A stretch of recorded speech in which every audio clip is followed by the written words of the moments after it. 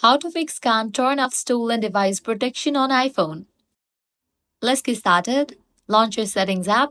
Click on the search bar given at the top. Over there, type in stolen device protection. After the option appears, click on it. You'll be prompted to enter your passcode. Type in that and you'll be directed to this page.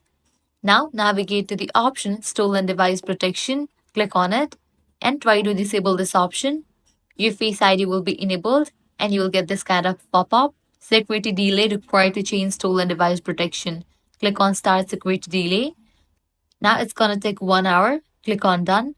After completion of 1 hour, you can come to this page and try to disable this option. With this, you'll be good to go. If this solution doesn't work for you, what you have to do is follow these steps. Now go to the main page of settings and scroll down. Navigate to the option General. Head over to the option Software Update. If any updates are available, just update your iPhone to its latest version. Likewise, head back.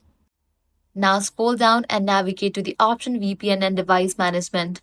Make sure you are not connected to any VPN. Then head back.